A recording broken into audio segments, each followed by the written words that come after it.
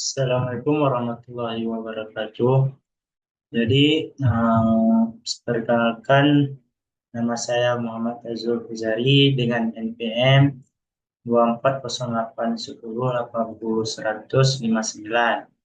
Nah, di sini saya akan menjelaskan program Python yang saya buat eh, untuk memenuhi tugas UAS algoritma pemrograman, di mana kalkulator seti CLI untuk mahasiswa. Nah, di sini kita harus membangun sebuah kelas yang berisi fungsi-fungsi, membuat dataset kosong, menghapus dataset, menambahkan data ke dalam dataset, menghitung ukuran pemusatan, ukuran penyebaran, kemudian output summary, dan menghitung korelasi person, model regresi linear, dan koefisien determinasi. Jadi di sini saya membuat sebuah kelas yang bernama kalkulator mahasiswa. Nah, di dalam kelas ini saya menyimpan berbagai fungsi-fungsi statistik. Nah, di sini def ini digunakan untuk membuat dictionary kosong yang akan menampung semua dataset kita dengan nama dataset sebagai kuncinya. Nah, di sini dataset data kosong uh, dibuat untuk membuat dataset baru. Jadi kalau misalnya dataset sudah ada, maka akan ditampilkan pesan error, yaitu dataset dengan ini sudah tersedia. Jadi buatlah dataset lainnya. Nah, ini dia. Nah, kemudian untuk menghapus dataset berdasarkan nama yang sudah kita buat di dataset kosong. Jadi kalau misalnya dataset tersebut tidak ada di dalam dataset, maka akan keluar error, inputnya error, yaitu ini ya, maaf dataset tidak ditemukan. Nah, di sini kita mengambil del untuk menghapusnya. Nah, kemudian untuk menambah datanya, maka di sini kita konservasi semua input ke float dan simpan ke dalam dictionary-nya. Di sini kita memakai append dan float. Dan kalau misalnya data yang kita buat di dalam dataset berupa huruf ataupun simbol, maka tidak bisa value-nya error dan akan keluar inputnya data hanya boleh berupa angka. Jadi hanya angka yang bisa kita tambahkan. Nah, kemudian untuk menghitung mean, kita kita membuat rumus, yaitu jumlah data dibagi jumlah elemen data. Nah, kemudian untuk menghitung nilai median ataupun nilai tengah dari data, baik ganjil maupun genap.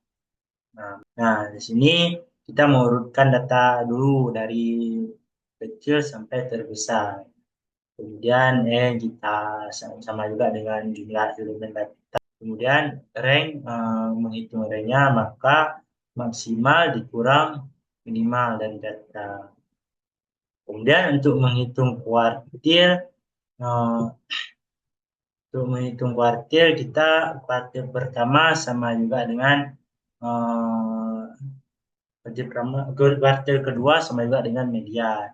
Jadi kalau untuk kuartil 1, maka yaitu median dari setengah bagian bawah data. Dan kuartil ketiga untuk menghitungnya, nah jika misalnya di sini eh, jumlah data ganjil, maka kuartil ketiga dihitung dari separuh atas data, tidak termasuk median yang di tengah.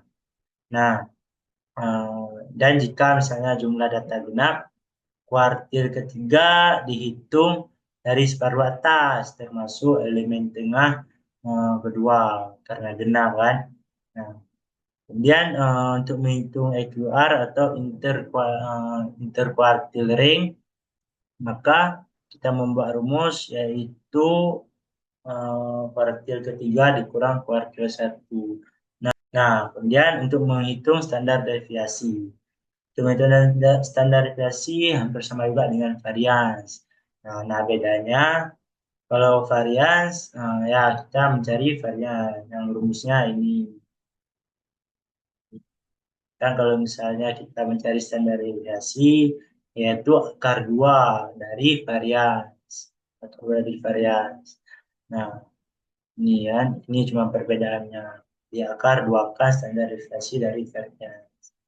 Nah, kemudian untuk menghitung summary. Untuk menghitung summary, yaitu menampilkan semua output statistiknya, di mana ada mean, median, rate, kuartil 1, kuartil 2, kuartil 3, AQR, variasi, dan standar deviasi. Nah, untuk menghitung korelasi, regresi, dan determinasi, itu harus ada 2 data. Jadi kalau misalnya cuma satu data, dia nggak bisa. Dia harus ada 2 data, dan setiap datanya harus sama panjang. Nah, jadi untuk korelasi, ini rata-rata satu untuk data satu, rata-rata 2 untuk data yang kedua. Ini standar deviasi 1 untuk data satu, kemudian hitung standar deviasi 2 untuk data 2. Nah, kemudian di sini N disamakan dengan jumlah elemen data dari data satu.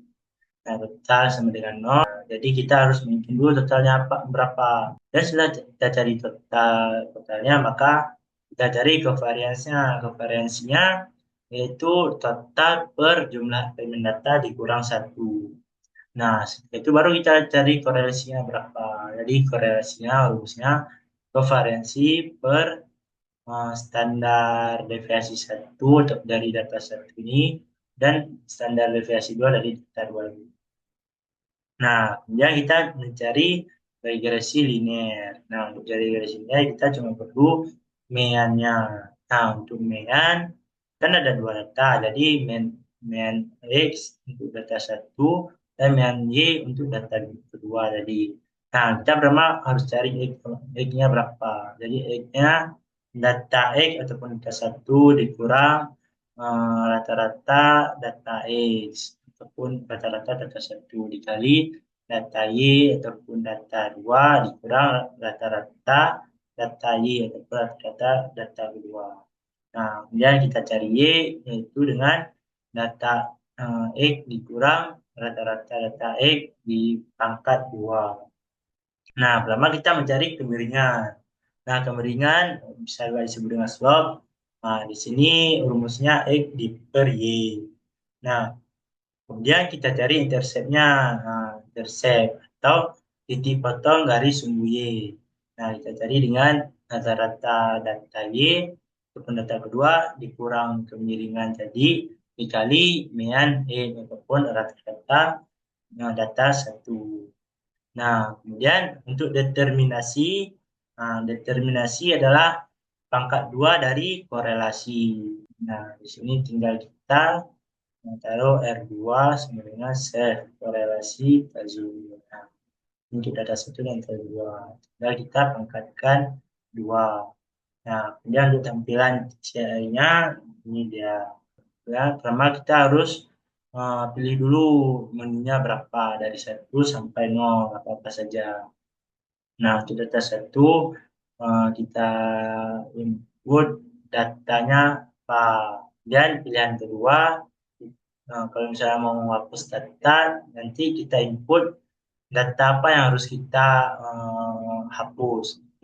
Nah, kemudian untuk pilihan ketiga, nah, di sini kita input nama apa yang uh, data apa yang harus kita input data-datanya. Misalnya tadi data Zoom. Nanti kita akan masukkan data-datanya satu per satu.